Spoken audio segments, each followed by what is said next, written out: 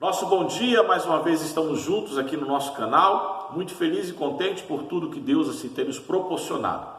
Lembrando que todos os dias, de segunda a sexta, 7 horas da manhã, estamos aqui juntos para que possamos assim falar daquilo que está sendo comemorado ou homenageado no dia. Como exemplo, hoje é o Dia da Língua Nacional. O que seria isso? É uma data comemorativa para que possa homenagear todas as línguas de cada nação. Então, todas as nações hoje no mundo comemoram a sua língua. No caso, o Brasil, comemoramos aqui a língua portuguesa. Esse tema, de repente, pode ser que não lhe chame tanta atenção, mas o intuito que cada tema que a gente possa abordar aqui, nós possamos falar um pouquinho só e queremos fazer um link com a Bíblia Sagrada. Falar de alguma coisa referente ao tema do dia com aquilo que a Bíblia possa nos apresentar. Trazer alguma curiosidade, trazer um conhecimento e fazer com que você sinta a necessidade de querer buscar mais. De instigar você a sair da superficialidade e se aprofundar no conhecimento. Pois o conhecimento nos evolui, nos faz crescer e esse é o nosso intuito. Lembrando que a partir possivelmente da semana que vem ou já no começo de junho, no nosso canal, nós teremos aqui pregações, vou ficar pelo menos uma vez por semana fazendo uma pregação específica aqui para o canal, estudos e também outras coisas mais aí que a gente vai achar, que a gente acredita que seja pertinente, que seja bem legal para cada um. E eu quero a sua contribuição naquilo que você tem interesse e aquilo que você possa ter de dificuldade, principalmente na área da sociologia ou na área bíblica também, para que a gente possa estar aí te instruindo, te orientando. Você pode mandar para a gente através das nossas redes sociais ou então no nosso próprio comentário aqui do nosso vídeo, você possa estar aí colocando aí o que você gostaria de compreender e entender. Vamos lá! Hoje, além do Dia da Língua Nacional, é também o Dia Mundial, preste bem atenção, o Dia Mundial da Diversidade Cultural, e é importante este dia justamente por tudo aquilo que nós observamos no nosso mundo. Dia Mundial da Diversidade Cultural para o diálogo e o desenvolvimento. Então a gente vê que a partir do ano 2002, mas desde uma reunião que houve na ONU em 2001, foi feita uma declaração da Unesco e colocaram justamente a data do dia 21 de maio para que pudesse aí ser comemorado esse dia com a importância, o objetivo, melhor dizendo, de poder estar fazendo com que as pessoas venham compreender e entender a necessidade do respeito para com o diferente, para com os outros. É muito comum, vamos dizer, eu vivo no meu mundinho, eu tenho minha cultura, tenho meus hábitos, e de repente quando eu vejo o outro, que é uma cultura diferente da minha, tem um hábito diferente do meu, eu quero julgá-lo baseado naquilo que eu vivo, que eu entendo para mim que é certo. Isso começa a dar choques. E há muitas pessoas que elas não aceitam de forma alguma a diferença do outro. Não entendem, não compreendem por que o outro é diferente, por que o outro age diferente. Então, é justamente nessa ideia que a ONU, juntamente com a Unesco, elas vieram proporcionar essa data para trazer essa conscientização. Só que é aquilo que eu sempre falo aqui praticamente todos os dias. Não basta somente no dia, nós precisamos estar falando isso em todos os momentos. O respeito às diferenças, elas devem ser evidenciadas justamente porque as sociedades, elas foram construídas ao longo da história e essa construção foram em diferentes partes. Se você observar hoje. Vamos aqui com um exemplo que você deve estar habituado aí no seu dia a dia. Algumas cidades, por exemplo, como aqui próximo a Foz do Iguaçu, ali existe várias pessoas de algumas outras nações. Tem bairros, né, que são justamente quase por completo de um determinado grupo etnêmico. Porém, nós sabemos que muitas das outras cidades não têm esse tipo de pessoas. Então, às vezes, você não vai saber essa diversidade toda no dia a dia, só aquilo que você vê pela televisão. Mas, com certeza, no nosso próprio Brasil, e o nosso Brasil é um país que é considerado como um continente, pela imensidão territorial que ele é, e ele tem uma divisão em 5 regiões.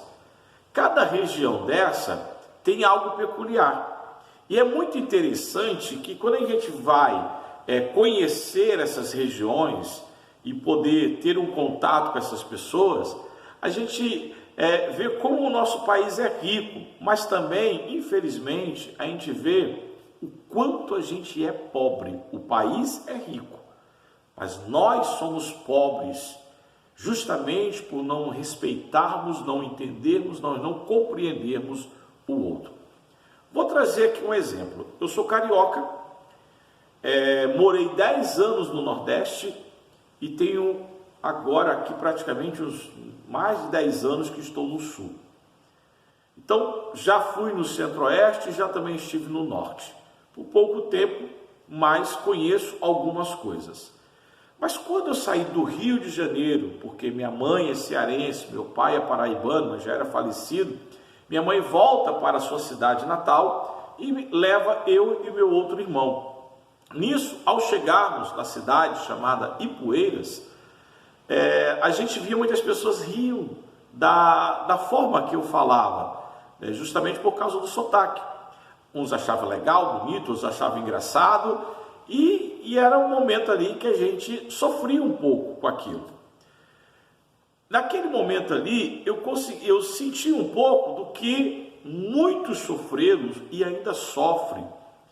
E lógico, eu tinha 11 anos de idade, então estamos falando ali de pré-adolescentes, depois de adolescentes, que isso praticamente a gente vê muito comum nessa idade. Mas eu quero falar de algo muito mais grave, que for aquele povo que saiu do Nordeste, principalmente de algumas cidades que eram atingidas pelas secas, por falta de emprego. Eles iam para os eixos Rio-São Paulo, onde estava em toda a evolução, em todo o crescimento, e iam trabalhar nas construções civis. Muitos ali ficavam mais de ano sem poder ir ver os seus familiares, trabalhando ali dia e noite para mandar um mantimento para suas casas.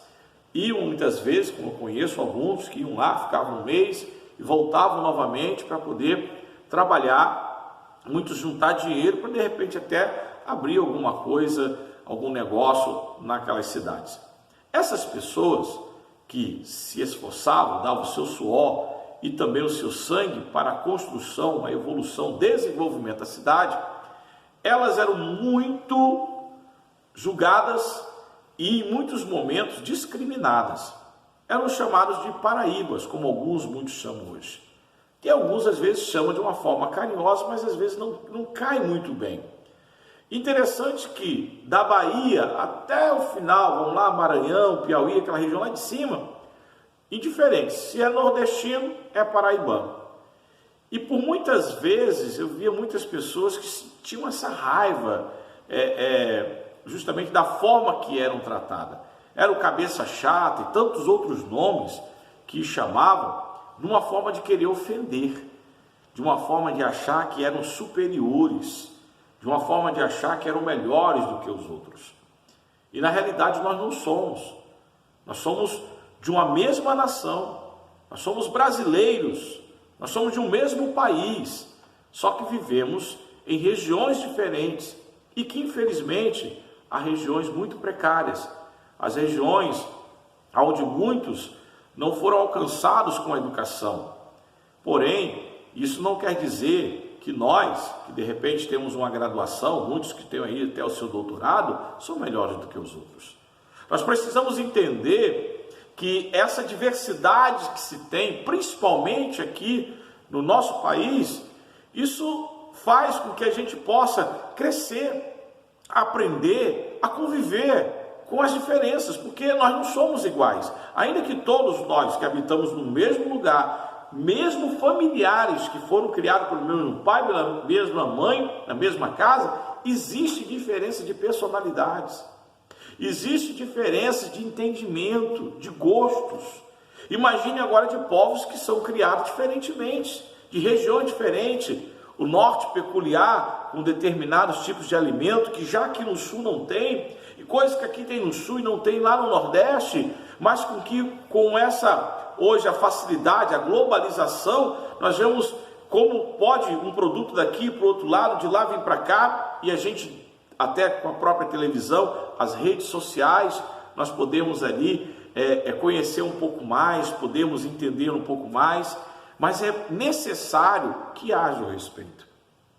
A gente vê quando os portugueses chegaram aqui no Brasil, acharam os índios. Então, na maior parte da história, hoje não se fala mais descobrimento do Brasil. Falam no dia que os portugueses chegaram ao Brasil ou no dia do achamento do Brasil. Não sabiam que existia, acabaram achando, mas aqui habitava índios. Índios que tinham a sua maneira de ser, de agir, de viver, e que até hoje eles lutam para que possam permanecer na sua cultura, mesmo que tenha toda uma opressão do homem branco, como é dito, para que possam esses serem civilizados. Entendam bem, isso desde a época dos europeus, chegaram aqui, viram que era um povo primitivo, então vamos aqui subjugá-los. Chegaram na África, viram um povo lá que também tinha a sua forma peculiar de ser, quiseram subjugá-los também, porque se achavam superiores. E hoje a gente observa que os índios que tinham todas as terras, hoje praticamente não tem nada. O ano passado, eu tive o prazer de ir numa aldeia indígena em São Miguel do Iguaçu. Como professor, estive lá primeiro para fazer um reconhecimento da área, até porque eu queria ver o que tinha lá, para a gente poder depois estar passando para os alunos, no dia que nós estivéssemos. Fui lá conversar com o cacique, e naquela conversa nós conversamos ali com um dos senhores, não recordo o nome agora, mas um dos índios mais antigos, e ele contou toda a trajetória, o que tinha acontecido com eles, a evolução, dificuldades que se tinham, e eu peguei um momento e falei assim, eu tenho uma pergunta a fazer, já que o senhor está dizendo que estão preservando a questão da cultura, dos costumes, eu falei, por que a maior parte das casas aqui, as telhas são de amianto? Aí ele pegou e falou, por causa da falta de matéria-prima. Eles não tinham as palhas suficientes para que pudessem fazer o teto da casa, dos telhados deles lá, com aquilo que eles faziam em outra hora. O avanço, eles acompanharam uma boa parte, e não é porque o índio hoje de repente possa ter um celular que ele deixa de ser índio, mas a gente vê que muitas coisas eles não conseguem seguir justamente a cultura, o costume deles, porque outros entraram ali e privaram eles de determinadas coisas. As terras são menores, e baseado nessas terras menores, eles não conseguem mais viver como antigamente. Viver da caça, viver da pesca, ter matérias-primas para desenvolver algumas coisas.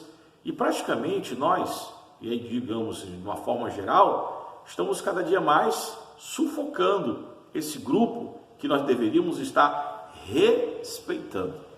Então é muito importante a questão do respeito, o respeitar a cultura. Então, às vezes você passa, você até julga, não sabe o porquê que de repente eles estão vivendo daquela forma e fica aí criticando. Ao invés de criticar, de julgar alguém, que você possa entender realmente. E a gente vê aí por todo o mundo ao qual nós vivemos ali, diferentes formas de ser. Eu estava uma vez numa conferência missionária e de repente chegou um pastor africano, um vestidão laranja, e começou a cantar, pulando ali, aquela coisa toda. E eu vi que algumas pessoas falaram, mas como assim, cara de vestido? Nunca vi homem de vestido, homem não veste vestido aqui no Brasil. Aqui no Brasil não se tem essa cultura. Na África se tem. Nós vamos para o Oriente, toda uma forma peculiar de se vestir, até a questão da alimentação deles, e nem por isso eles vão deixar de serem seres humanos, de serem pessoas, por causa que são diferentes da gente. Então hoje você possa se conscientizar, e se você vê o outro diferente, que você possa respeitar. De repente alguma coisa você até não concorde, não aceite alguma atitude ali, mas respeite. E isso nós vemos na Bíblia Sagrada. Você cristão, isso aí, você cristão, seguidor da Bíblia, deve respeitar a todos. Você não vê em nenhum momento Jesus impondo a alguém alguma coisa. Ele diz, quem quiser vir após mim, negue-se a si mesmo, tome a sua cruz a cada dia e venha me seguir. Ele fala, eu não vim para os sãos, eu vim para os doentes. Aquele que acredita que não precisa de mim, que não precisa de cura, de libertação, não precisa de salvação, permaneça aí. Alguém, você está aí cansado, você está oprimido? Então venha, venha que eu vou te aliviar. E nós devemos fazer a mesma coisa. Nós precisamos entender que estamos aqui para contribuir e ajudar com aqueles que querem. Eu tenho a plena certeza em quem eu creio, em quem eu acredito, em quem eu sirvo. Eu não sou o dono da verdade, mas eu tenho a verdade comigo. Por quê? Porque eu tenho Cristo. Eu acredito que Ele é a verdade. Você pode discordar, não acreditar, e vamos continuar sendo amigos.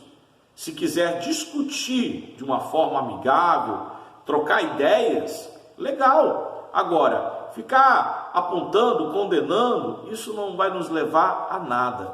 Porque a minha Bíblia vem dizer que quem convence o homem do pecado, da justiça e do juízo é o Espírito Santo de Deus. Então não adianta ficar batendo boca, discutindo com as pessoas, querendo eu convencer. Se o Espírito Santo não convencer, eu não vou convencer ninguém.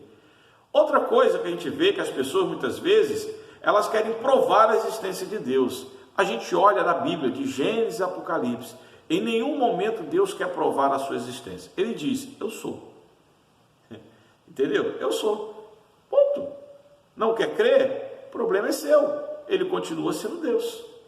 Ele não muda porque alguém não quis o crer. Ele não muda porque alguém deixou de acreditar. Ele continua o mesmo. E sempre que alguém se arrepende, confessa os seus pecados e se volta para Ele, Ele está sempre de prontidão para poder atender esta pessoa. Lógico, nós sabemos que haverá um momento, como cristão nós entendemos que haverá um momento que isso tudo vai acabar. Mas enquanto não, todos têm oportunidade de mudança, de transformação. Então nós observamos que Jesus foi em muitos lugares e em todos esses lugares ele respeitava as pessoas. Ele chegou o momento de ir a Samaria, e Samaria, naquele contexto histórico, o samaritano não se dava bem com o judeu, mas Jesus foi lá, conversou com uma mulher na beira do poço de Jacó. Sabendo quem era aquela mulher, aquilo que ela praticava e fazia, ele não foi lá condená-la, apontar, dizer que ela ia para o inferno. Não, ele foi lá para instruí-la e dizer, a vida que você está não é correta. Há um sofrimento por tudo aquilo que você faz. Você está procurando uma felicidade, mas você não encontra. Eu quero vos dizer, isso aí lógico em outras palavras, eu quero vos dizer que se tu beberes da água que eu te ofereço, tu nunca mais terás sede, porque de ti jorrará fontes de água viva. O Senhor estava dizendo, olha, você tem procurado respostas, tem procurado soluções, tem procurado tantas coisas por aí e não tem encontrado. Porém, hoje estou aqui como Senhor para poder mudar e transformar a sua vida. Fazer com que você possa seguir o teu rumo e conquistar e alcançar o que você deseja. Aquela mulher acreditou e automaticamente ela já virou uma grande missionária, porque ela saiu espalhando para todo mundo que existia um profeta que ali se encontrara e que deveria citar as pessoas ali ouvindo. Então a gente vai ter N exemplos de pessoas que Cristo Jesus chegou e chegou para ensinar, instruir, orientar. Você, meu querido, que você tem um desejo de fazer missão, você que gosta de evangelizar, entenda, se você não respeitar as pessoas, você não vai conseguir nada. Há muitas pessoas hoje que estão tão distantes do evangelho, distantes. Tem gente hoje que não quer nem ouvir falar de Deus por causa de determinadas atitudes nossas. Por muitas vezes nós pegarmos alguns textos bíblicos, isolarmos eles, tirarmos de um contexto e pregarmos como verdade e dizermos que se você não seguir dessa forma, você irá para o inferno. Quantas vezes pessoas foram barradas, impedidas de entrar numa igreja para assistir um culto, não era nem de ser membro, para assistir um culto, porque alguém acreditava que aquela pessoa estava indevidamente incorreta na sua maneira de vestir. Não é dessa forma. Hoje, graças a Deus, nós não temos mais aquilo que se batia tanto nos usos e costumes. Entende-se até que os usos e costumes são bons, mas tem que ser trabalhado de uma forma moderada, não podemos ir para os extremos. E outra coisa também, como eu posso pregar lá de repente na África, aquilo que eu prego aqui no Brasil? Se de repente, como eu falei antes, lá vestem os vestidos, vou dizer que o cara não pode vestir o vestido, porque a minha cultura aqui no Brasil fala que não, eu tenho que entender que lá é uma cultura. Agora, pecado é pecado em todos os lugares. O adultério, fornicação, prostituição, a fofoca, isso indiferente. Isso é doutrina bíblica. Doutrina bíblica não se mexe. Lá no Japão, no Brasil, na Austrália, aonde formos, isso é doutrina, isso é a lei, o ensinamento. Pecado é pecado. Agora, questão cultural, ela vai modificar de região a região. Vai ter diferença. Aqui no próprio Brasil, já nós sentimos essa diferença. Então, que você possa respeitar as pessoas, fazer o que o Senhor tem colocado nas tuas mãos. Faça com excelência, com amor, com respeito e procure instruir, orientar. Jesus, quando diz lá em Mateus 28, ide, ensinai. Jesus não falou, imponha as coisas, diz, ensinai. E para você ensinar, requer tempo, requer dedicação, requer paciência. E que você possa receber cada dia mais do Senhor tudo isso e muito mais para você exercer o seu ministério. Então, volto aqui a dizer, para que você possa estar aí cumprindo com a palavra de Deus, respeitando as pessoas, amando as pessoas e fazendo com que essas venham entender qual o propósito de Cristo Jesus. Que Deus os abençoe grandemente e até amanhã, se Deus assim nos permitir.